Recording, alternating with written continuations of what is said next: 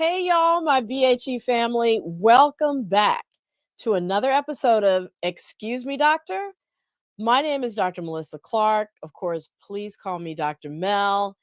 And I always talk about how excited I am to be back here with you each week.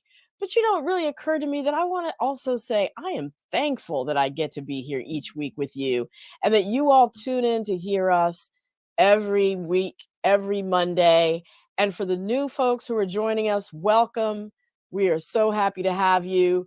And if you have a chance during the course of the show, please go ahead and hit that red subscribe button on YouTube and the like button if you're checking us out on Facebook. We really, really appreciate you for it. And those of y'all who ride with me every week know that, we love to create an amazing week for ourselves and kick the week off with these health topics, this information that we bring to you to make sure that you are empowered.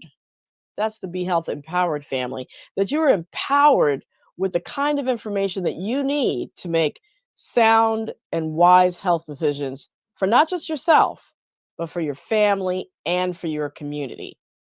And then those of y'all who ride with us every week know that this is the point of the show where I have to bring in my incredible co-host, Wayne Bruce and Lila Mays. How y'all doing? Good. How are you? Happy Monday, everybody. Yes, happy Well, Monday. if I don't get this button fixed on this microphone, Intern keeps turning it off. intern is That gonna intern. get fired. Sick of Well, I it. hope the intern and everybody had a good weekend. I had a great weekend, Dr. Mel. Great weekend. The same. Yeah, Same. well, good. I am glad to hear that. I know my weekend was good. Um, and despite what we're going to be talking about tonight, which is what's on everybody's mind, election season and the anxiety it brings. So how are y'all holding up in this election season hype? I'm through. I'm through with this season. It's anxiety provoking, and I really wish the election was tomorrow so it could just be done. You ain't the only one. I mean, I hear people talk about losing sleep. That's me.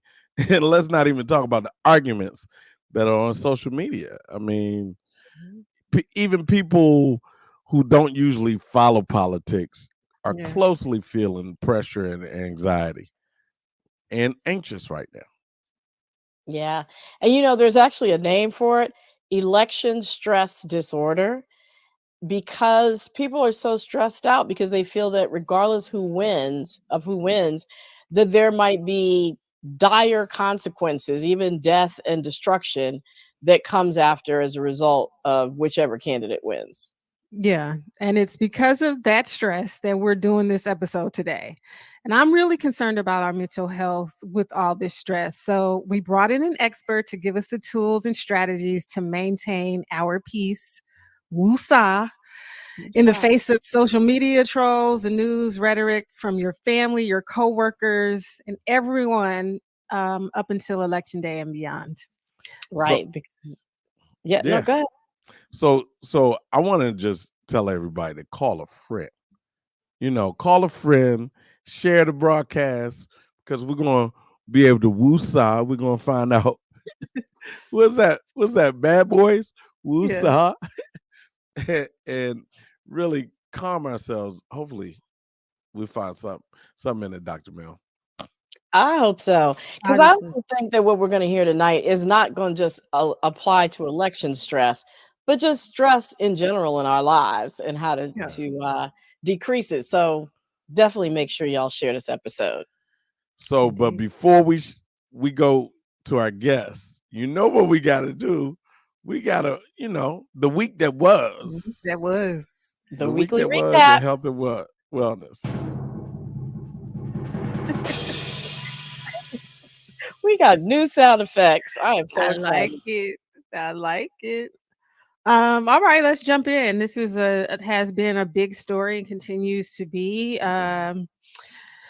havoc wreaked by Hurricane Helene, and our hearts go out to all those devastated by this hurricane. As of yesterday, the number of souls who have died is over 220, and countless missing across 6 states. Yeah. And it's just like we saw, unfortunately, with Katrina, which is now Did Katrina jump up and get Dr. Mel? Katrina done came and snatched Dr. Sound. Dr. Mel has been snatched by Katrina. Uh-oh. Uh-oh. So what was she saying, La? She was just saying, like what we saw with Katrina, there will be ongoing health risks to those in these affected areas, like water contamination, Mm-hmm. which can lead to waterborne diseases, mold growth in homes, et cetera, Mm-hmm. et cetera. Buildings possess respiratory health threats. So, with the Mm-hmm. power outages affecting electricity, for everything from refrigeration to keeping insulin cold, for power for oxygen tanks and dialysis, there's the fallout could be massive, and it was massive back with Katrina, so we could Right. possibly be looking at the same thing for those folks affected by Helene. you exactly. I know said the word power outage, and apparently the internet heard it and took me out. It's But like I'm back. right. Beetlejuice. It's like Right. Beetlejuice. Don't say that. Can't say power outage. Right. But you're right. The um fallout, not just the direct wind and water, but the power outage could also cause fatalities, unfortunately, or at least make people end up back in the hospital. right, and then hospitals are affected as well. Doctors offices, clinics are down too, so some folks won't even be able to get medical care. It's Yeah, it's a thing. It's It, a lot. it's Yeah. terrible. It's And then terrible. when we think about the mental health toll on the Yeah. survivors too, the need for crisis counseling for Mm-hmm. people who are dealing with loss of their homes, loss of their loved ones. It's going to be a lot in the weeks coming up. Yeah. Right. So we definitely need to keep them in our prayers. But there's also concrete things we could do. Right. Yeah, so you can help loved ones living in these devastated places, who need to apply for FEMA assistance and like temporary housing, unemployment benefits, et cetera, et cetera. So we'll drop some of this stuff in the chat, Mm-hmm. but folks can visit disasterassistance.gov. They can call 1-800-621-3362 or go through the FEMA app. And folks can donate to World Central Kitchen, American Red Cross, or other disaster relief funds operated by your state. So, Florida, Georgia, South Carolina, North Carolina, Virginia. Do your best to do your research as well, but Mm-hmm. we'll drop resources in the chat for y'all. Mm-hmm. Right. And those are specifically, reputable charities and specific things that you can do, especially there's another hurricane bearing down on Florida Yeah. as we speak. So, yeah, they're going to need all the help they can get. They're gonna Yep. need that help. So number 2, Dr. Mel, October. We're in Breast Cancer Awareness Month. Yep. And I'm wearing pink. Me too. I didn't get the memo, y'all, but this is definitely Breast Cancer Awareness Month. And on the very first day, I actually had the good fortune to be asked to address a local high school, Bullis High School. Many of y'all might have known of it because of the two Olympians that we have from Bullis High School, Quincy Wilson, the Mm-hmm. youngest male athlete to complete, and Masai Russell, who won 100 gold in the 100-meter hurdles. And Right. so I spoke to the students at Bullis, and they honored those who were on the journey with breast cancer, who were in the audience, moms, etc., aunties who came out for the event. So it was really great. I was honored to be able to participate. So Dr. Mel, I know why I don't look forward to this month, but why I honor this month. Who do you know who's been affected by breast cancer journey? Well, for me, my roommate, actually, two of my dear friends from medical school, one of whom was my roommate, who unfortunately got diagnosed at age 35 and passed away 3 years later. And then another of my closest friends, and she got diagnosed early on. Breast cancer actually runs in her family. Mm. So she knew to check and caught it early, and thankfully is still here with us, not just here with us, but thriving. The thriving. So, yeah. Yeah. And for me, I know I lost my sister. So I lost one sister to brain cancer, but I lost another sister to breast cancer.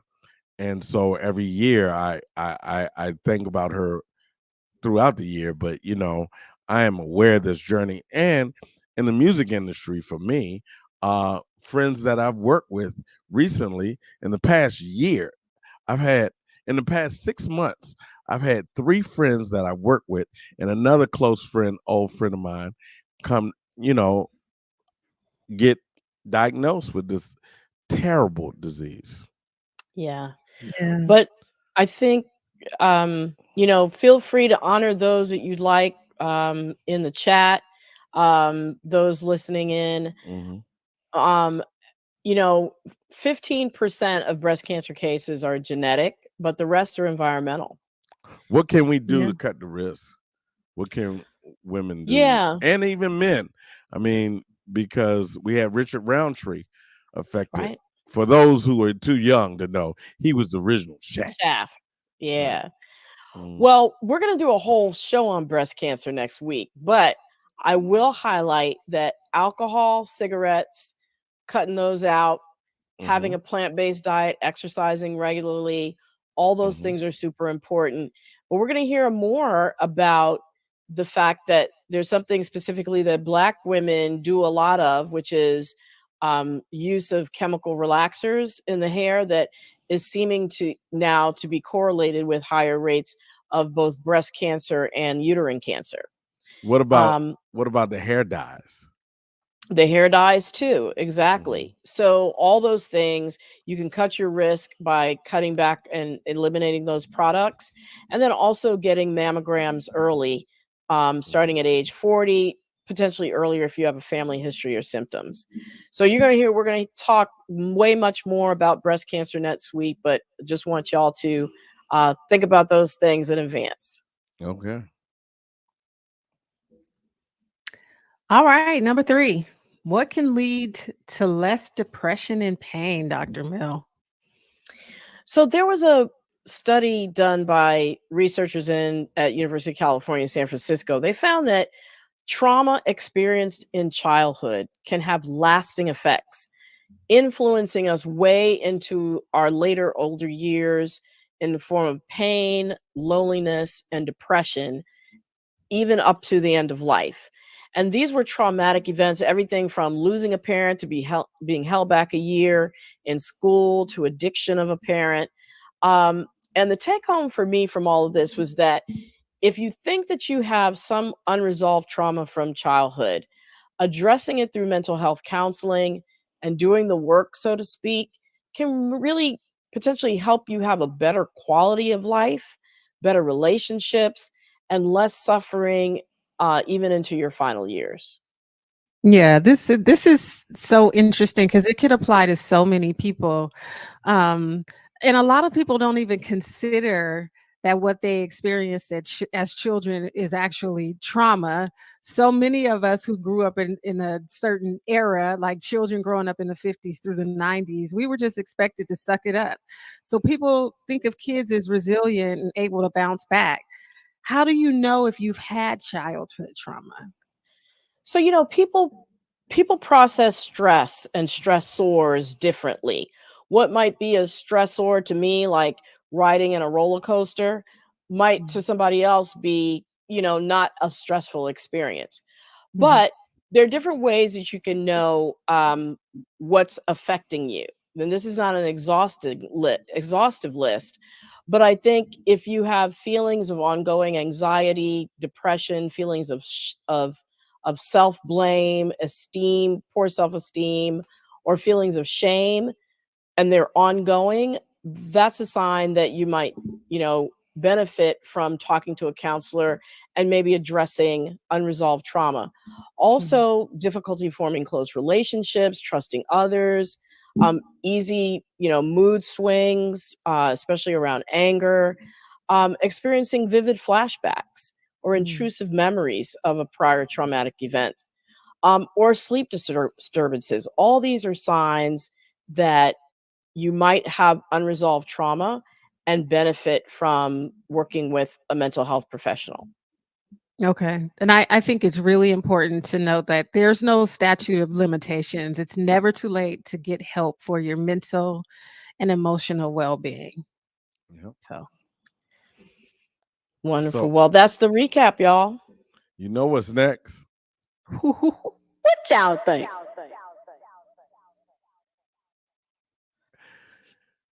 my favorite.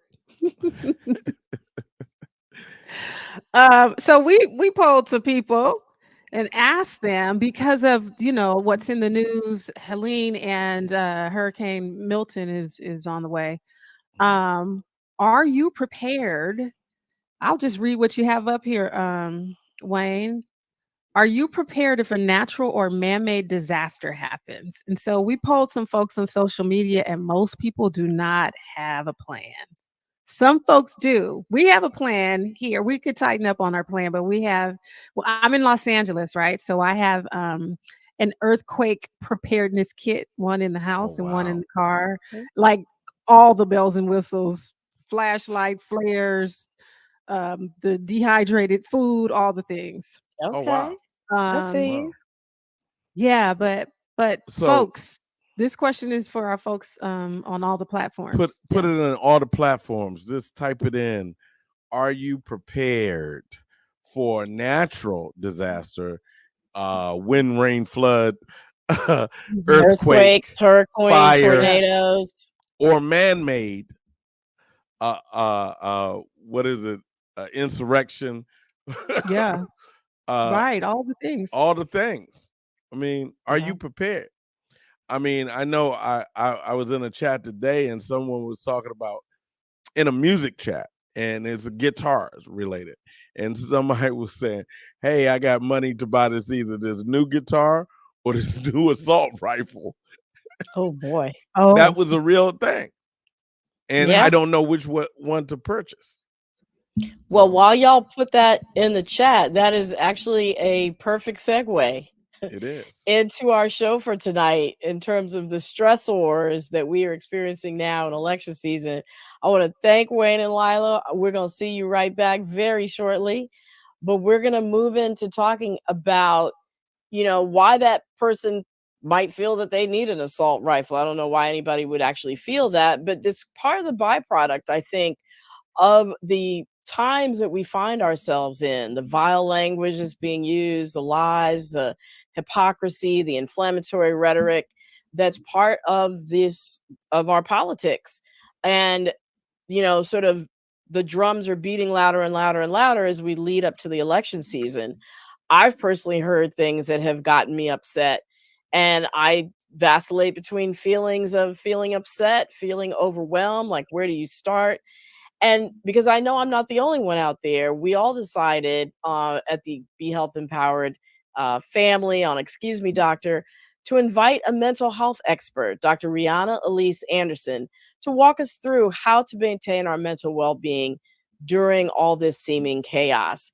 So, Dr. Anderson is a clinical and community psychologist. She is associate professor at Columbia University, and she specializes in how racial discrimination impacts the mental health of Black adolescents and their families and develops hands-on therapeutic programs with community partners. Welcome back, Dr. Anderson. You're a friend Oh, of the thank show. you. Thanks so much for being here. It's so good to be back. Thank you so much for the invitation. Absolutely. And you know, I'm just going to jump right into it. What are you hearing when you talk to your clients or just in general about how people are faring, maybe not just now in this election season, but just leading up, even in the last 6 years when our politics seems to have gotten even more and more stressful?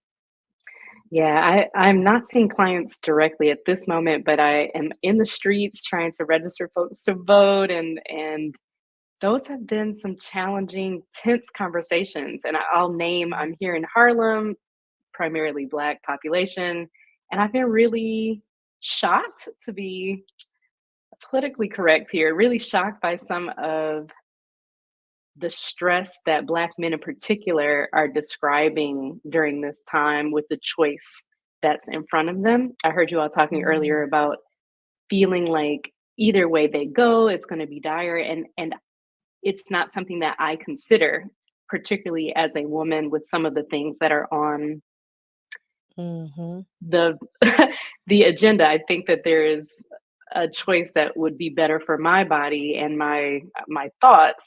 But for a lot of the Black men, I'll say that I've encountered feelings that are quite different from my own and are strong. And so I'll say that a lot of Hmm. people are carrying a lot of feelings and stress around this decision for sure. Yeah. And that's interesting that you're finding that particular segment of the population, Black men, as feeling that they don't necessarily have what it sounds like you're saying is they don't feel like they have a good alternative. Yeah. Um, when you talk to people, how are you finding that just in general the stress of a polarizing political climate can impact mental health? Yeah, I think generally speaking, and this is one of the things again I heard y'all say before, that we can take this and apply it to so many things. So the political space is definitely something that has a cadence every 4 years for the presidential election, or in the intermediate for more local elections as well. It has a cadence. So we can anticipate that. We can do things that we'll talk about in a bit to guard ourselves from some of the stress.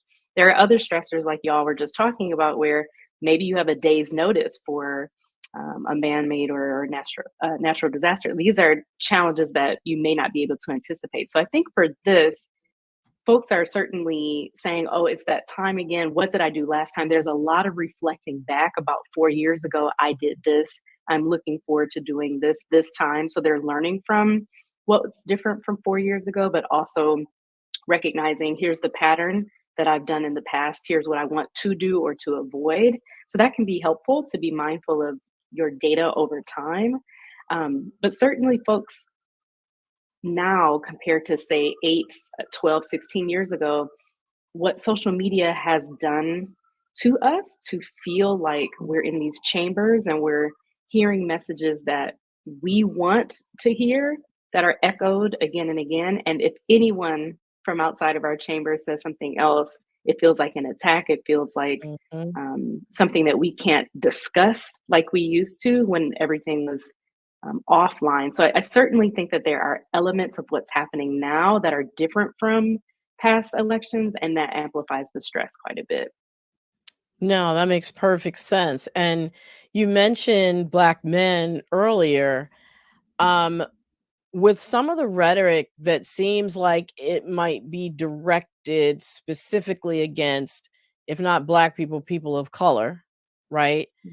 How is this intensifying the stressful environment for Black people in particular, who might be hearing these racial subtexts on a lot of discussions?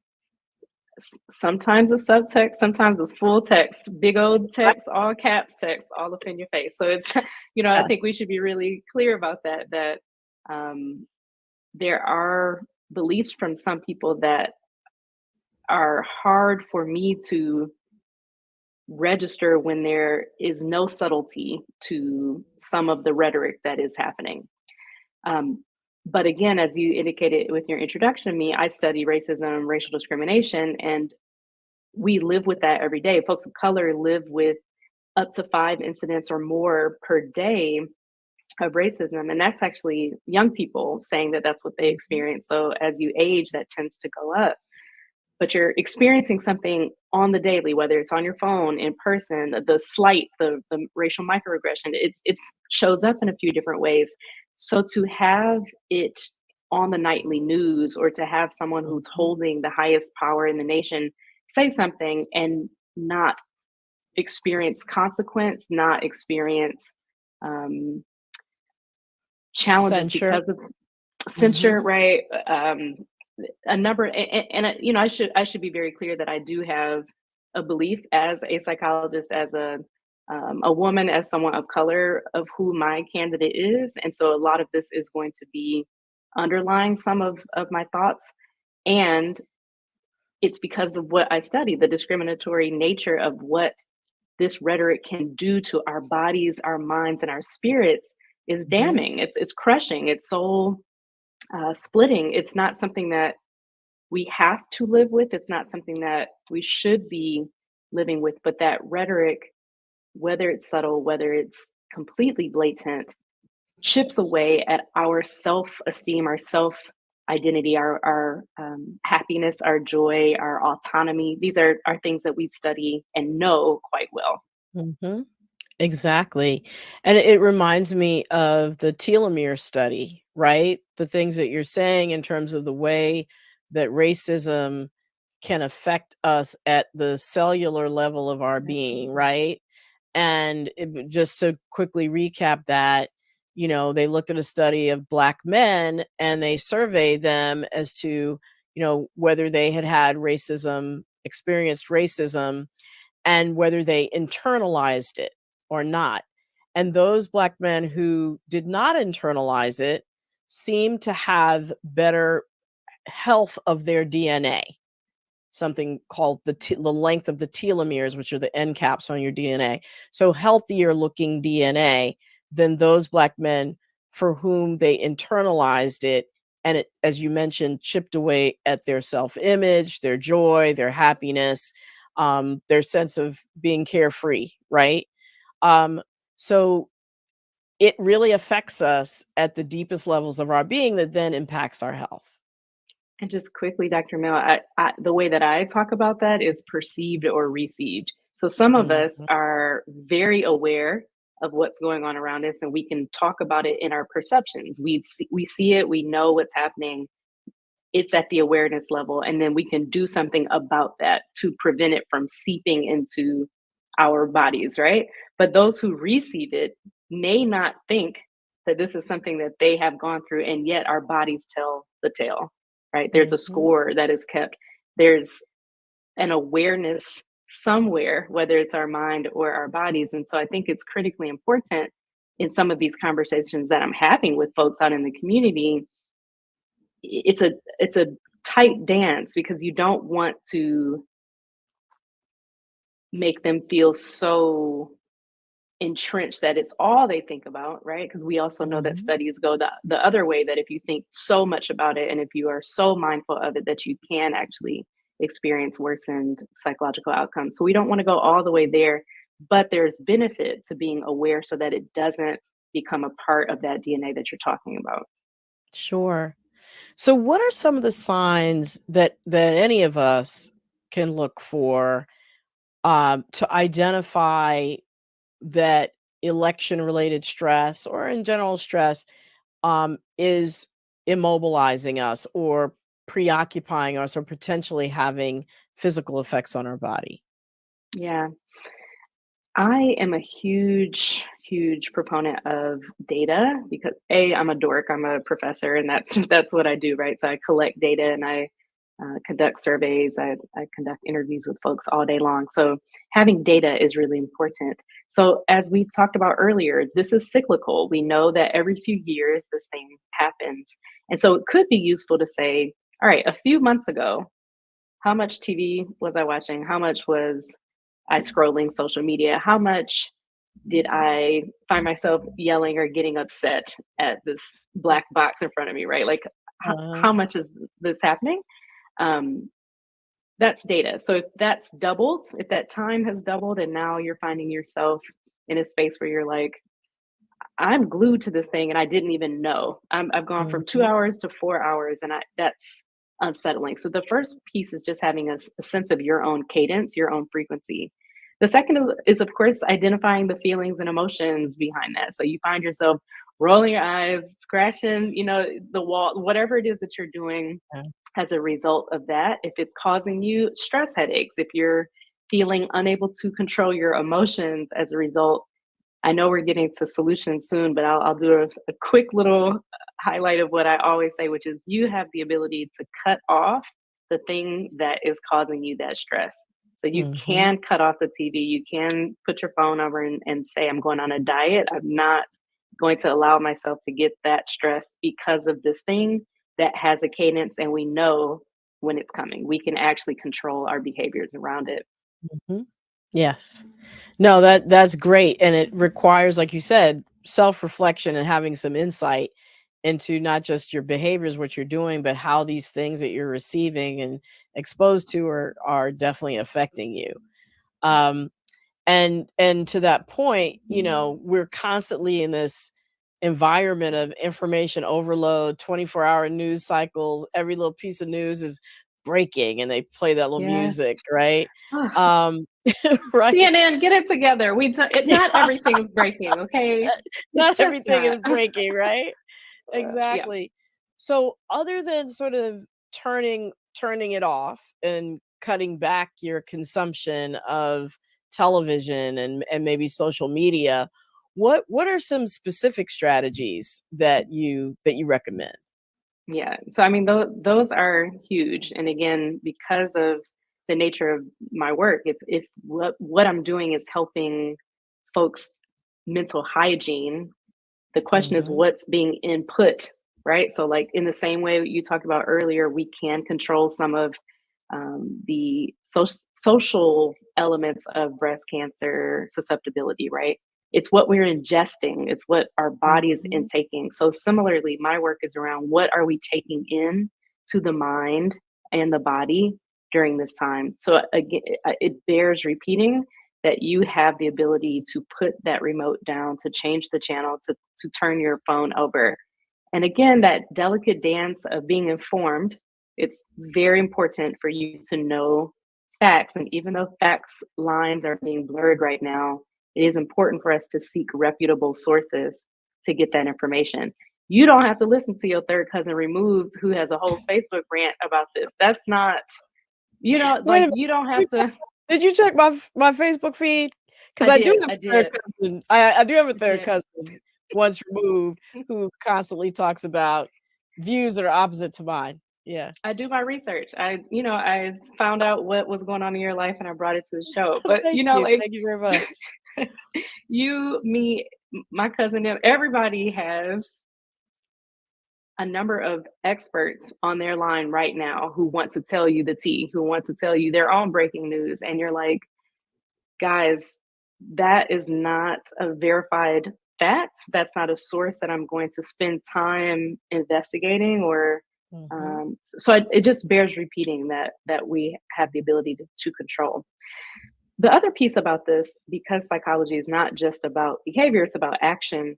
For me, it's really about getting into the work that I want to do. If I want a certain outcome, I need to get out in the street and talk to people. I need to write Mhm. postcards to convince folks. I need to phone bank. I need to do a number of things that make me feel like I have some agency, right? So Mhm. at the end of the day, I cannot control what these Philadelphians are going to do, what these Detroiters are going to do, but I know that I'm close enough to Philly to make that train ride. I know I got folks in Detroit still that I'm going to call up and say, you better pick up as many cousins as you can on the way to these polls. That's Mhm. the extent and the limit of what I can do.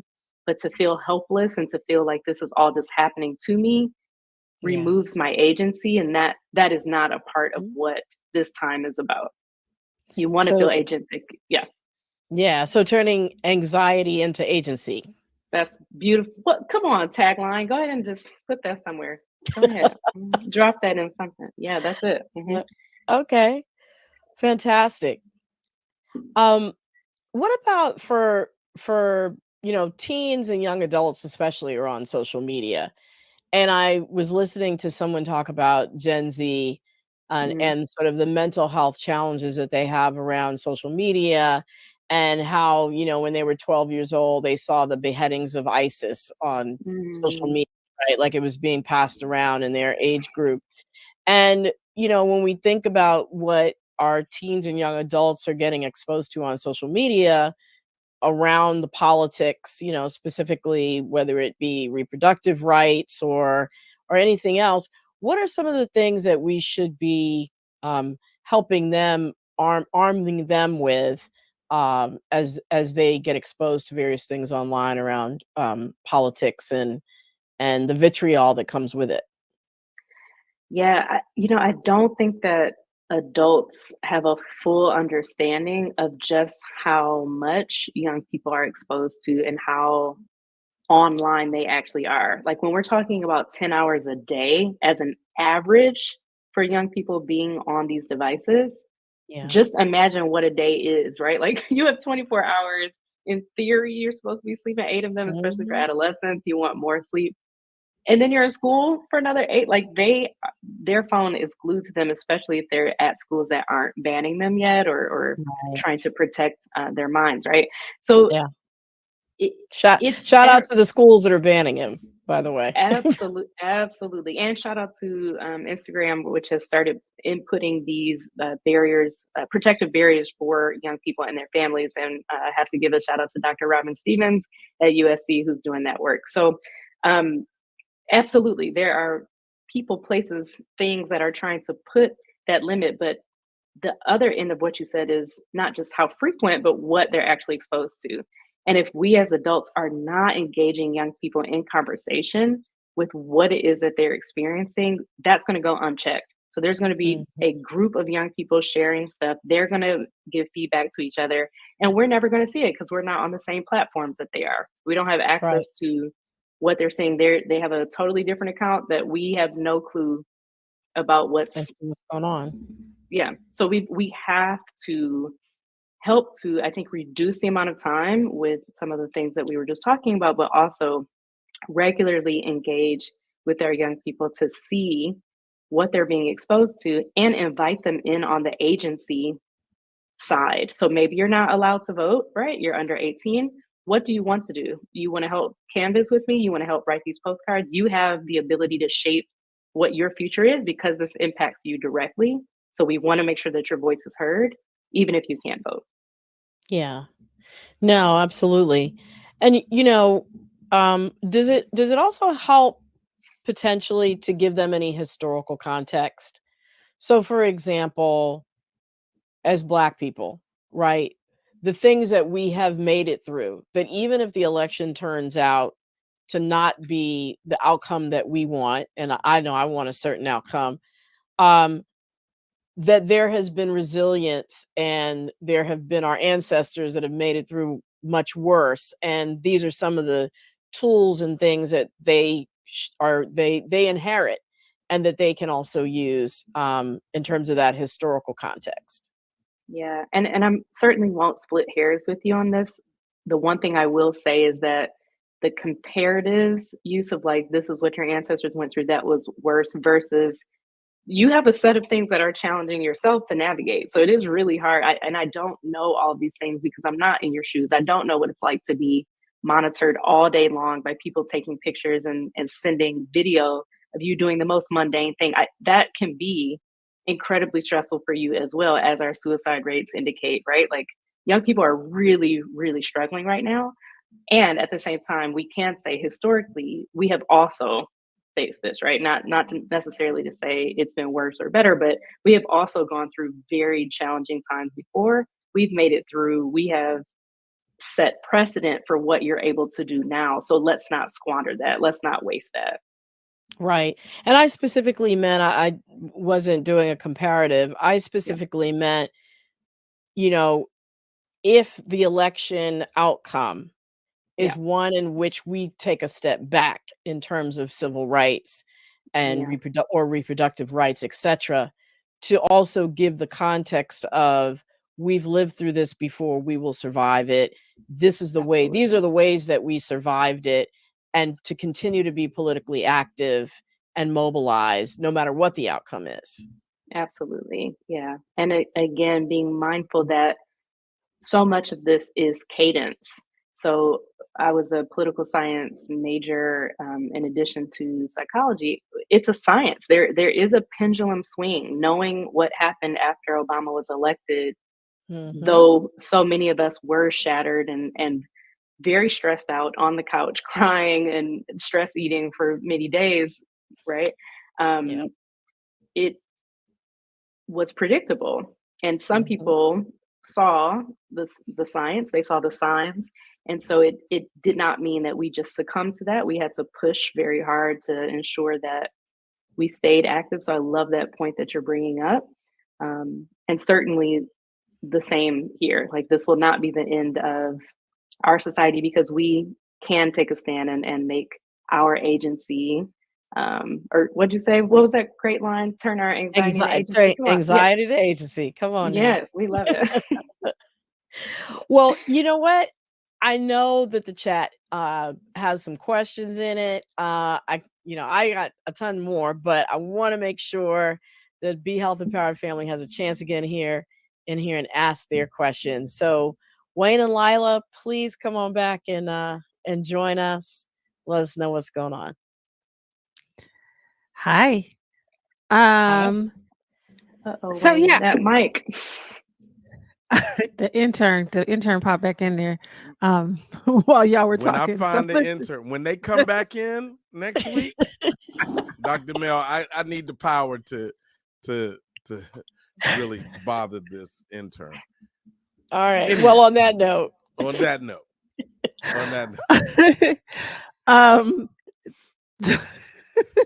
Wayne, do you have questions from the chat? I have a question. I have a lot of opinions in the chat. Remarks. I mean, remarks, opinions. Let's give Yvonne's opinion and remark. Oh, okay. She says, Yvonne Z. Smith says, I am disengaging from people who have views opposite to mine. If you are for the devil, I cannot be your friend. Okay. That is one technique for sure. It is. It is. But I feel like Yvonne makes a really good point in one of my personal stressors. And that is reconciling folks' opinions around this election and who they're voting for, reconciling that part of them with the other part of them that I may work with and know and have been friendly with. And so I feel like it is a huge stressor for me personally to reconcile those pieces, because I'm going, how are you this intelligent person and successful, and you don't seem to care about these other things that are so important to me? So that is one of my biggest challenges, doctors. This is for both of you. How do we navigate? Do we disengage completely? Well, I'm gonna turn it to Dr. Anderson and just add a little flavor on top of it. I love Yvonne's point, but practically, not everybody has the luxury of disengaging. Thanksgiving is coming up. By Thanksgiving, we will have a newly elected president, and we're still going to have to gather with family who might feel differently than we might did. feel differently. Right. And so we're not going to have that luxury of disengaging. We might have coworkers that we have to go see tomorrow morning who feel differently. So what are some of the tools of constructive engagement when you have to engage with people that feel differently than you? Yeah. And so thank you, Dr. Mel, for making me answer the hard question. I really appreciate that. I saw that. She was just like, no, and I'm going to add some flavor to it. So thank you so much for that. But really, I'm hearing two things, right? So the first that Yvonne brought up, you have a certain amount of energy, you have a certain amount of time for the day. So it is very real. Like I told you, I had a whole 20-minute, like, knockdown, drag out conversation with somebody in these streets when I could have been having additional folks sign up for voting, right? So I make choices with my time and my energy. And sometimes it's not a good use of that time or energy if someone is not moving from their point, right? So I'm totally with that idea of this person is resisting. They're not using facts, they're not using logic, and me trying any more to sway them from that is not useful. So that totally on board with. But then you're bringing up this other point, right? The folks on this podcast are bringing up a great point where sometimes that's not possible. Sometimes these are my parents. Sometimes these are the folks sitting Mhm. next to me. Sometimes I have to talk with them. Know your limits, know your bounds. If that topic starts to come up respectfully, and I love that the young people use that word, and I crack up every time they do. Respectfully, this is not something that brings me a lot of joy when we talk about. Can we table this for maybe a more Mm. appropriate time? You have agency. You have the ability to create that boundary and say, not today, right? To yourself, but to them, respectfully, I love you so much, or like, this is a great working relationship. I want to keep it that way. We've in the past not been able to agree on this point, and I would love if we could go back to this work conversation. So you can respectfully sidestep while not having to explain 10,000 points to them or waste your time or energy. You can kindly redirect. Now, if they don't take that cue, that is a more challenging piece. Thanksgiving can get litty because there's 20 of us and we're yelling across turkey. It gets tough. And it may be at that point, I'm going to go ahead and take my mac and cheese to the car. Listen, Like, okay, because I'm eating the mac and cheese. Like, that's going to get Right. eaten, and you're Mac not and going cheese to will be distract eaten. me. You're not Right. going to distract me from that joy, right? Like, I And want to upset be my happy. digestion. Right. Right. Right. So I do think, again, the point of all of this is, what's your boundary? Where do you know that you want to remain, and what's going to be that point where you have to make another choice to either remove yourself from that, or ch- ask this person if we can redirect this conversation. So in the chat we have Deborah James ask, what are the self-care techniques to help reduce election-related stress? Meet you, Dr. Mel. Who you want Oh, to no. well, That's for that, you. That's for that was you. one of them, taking your mac and cheese You to were the the car. you were the That's for psychologist in you. the room. Right. Take The it. mac After and the cheese mac in and the car. cheese, That's what do one you of do? them. What do you That's do? number Is it one. Mylanta? After the mac and cheese? I'm hoping that's not your experience. I hope that your No, family's my mac and mac cheese and is cheese not. is good. Period. That's why I'm this size. So No we want to raisins. ask you. No raisins in the mac and cheese. No Please, raisins. please, family. I can't. 5 different cheeses. Don't play. Let's go. I'm So I'm what are expecting my self-care invitation for the techniques? mac and cheese in the car. Let's be very clear. I want that invitation. Um, I will say it until I'm blue in the face. Put the phone down. That's a huge one. Put the TV on black. Like, you don't have to engage in that. But the self-care techniques that just go across this and other types of stressors include mini breaks. So sometimes we don't have the luxury of that 60-minute spa massage that would bring that mind and body into a good space. Take a 5-minute walk. So disengage by standing up, recentering yourself, get a new environment, get some air, get some water on your hands. 5 minutes. So mini break is a really good way of resetting. Journaling is always helpful to get what's oftentimes a tarrying. That's my verb when something is just going back and forth. And you like that, Bruce? I saw that. Yeah. I saw that. Like, something is a tarrying across your brain, and you need to say, like, let me get that out. So writing can really free yourself of the insulated conversations that we're having with our own brain.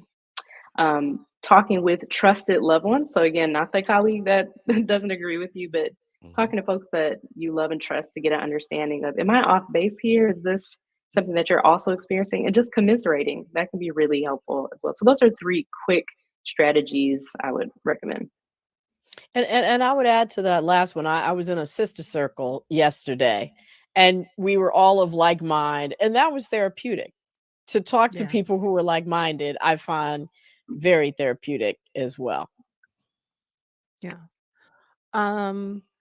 So those were, I love all of this because I need to employ them, but those are self-care tips. How do we support other folks that are around us who we know are having high levels of stress as well, maybe even higher than ours?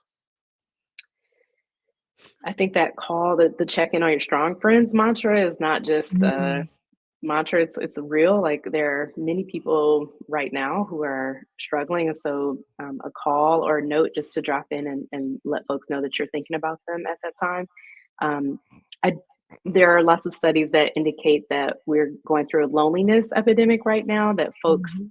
tangentially know each other. So they'll see what's being posted on Yeah. socials, but they actually don't do the work of deepening those friendships. So I would say, particularly for those who you do have a closer connection with, schedule that happy hour, go out with folks, Mm, take a walk. It can be things that benefit you both, but like getting that air that you both need, getting those legs moving, doing art, right? Like get creative with it, get yourself into a place where you and that person can team up and go beyond the text, the beyond the yeah. social DM, right? Like you're really investing some time with them and I just care. had a yeah, I just had a thought, and some of my girlfriends from college started a walking challenge maybe last Wednesday, and I have to tell you, I have been far less stressed about the election stuff. I'm Mm. pretty involved in politics at the moment,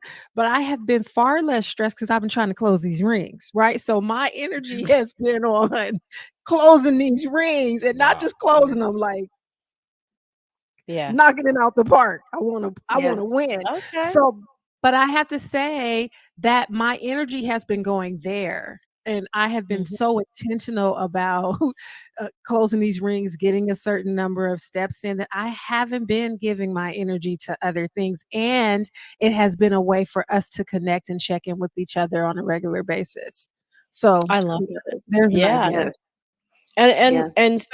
so it's in addition to putting down the phone and turning the TV off, it's what are you gonna do with that time, That's right? Yes, exactly Is right. it right. That's something exactly that reinforces you, something that makes you helps you reach a health goal, something Yeah, that helps you reconnect with people in real time, all yeah. those things that we know, taking a bubble bath, all those yeah, things that we know, help to reinforce our mental and spiritual and physical well-being that we can do when we put the phone down, yeah. Yeah. right? I have That's another one, anxiety into action.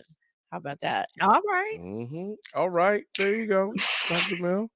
There you go. So, there's a question about what other resources do you recommend? Any support groups, any apps for those who may feel election stress? mm. There are some generic apps right now like Calm or Oh, Headspace and Talkspace, some that come with a cost, some that have free elements or free trials. So I would definitely, they're certainly generic things.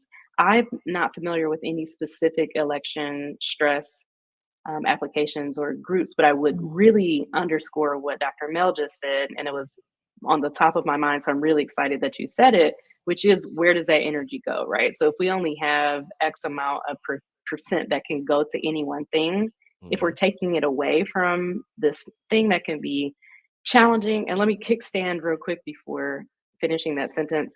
It's challenging, and what does your stress add to it? Right? Like right. there's biblical scripture on this about what does your Worry. stress or worry, right, add to or contribute, right, to the outcome of this thing. So you're up Mhm. here biting your nails and rocking back and forth and pulling your hair out. You still got one vote.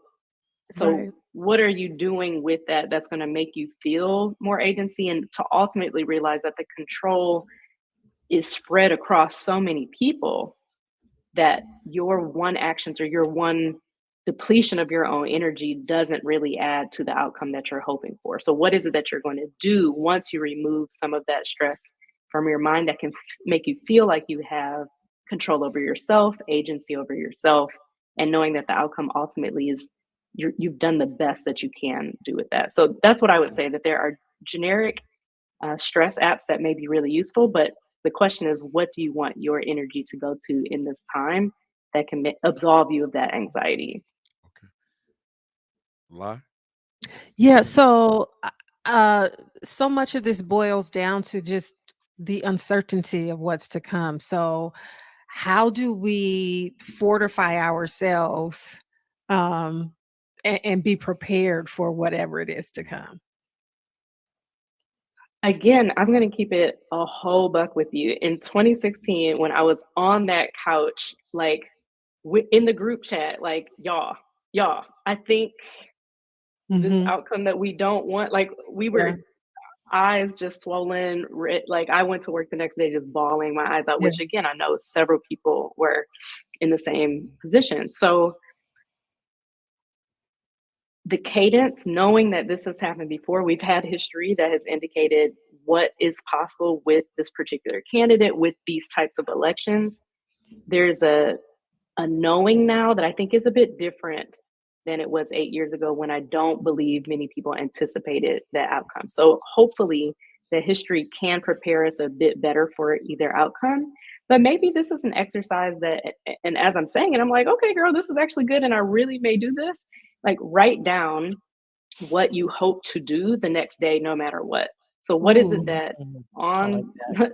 November the 6th, like, what are we about to do? Are we getting um our nails done at noon? No matter what, are we drinking tea? Mhm. And more importantly, like, what is it that I plan on doing, either politically, locally, civically, that's going to continue the hard work no matter who's in office, right? So what am I Mhm. still committed to doing, and not kicking back and saying, oh, my person got in, or oh, I'm so defeated that this person got in. Like, Mhm.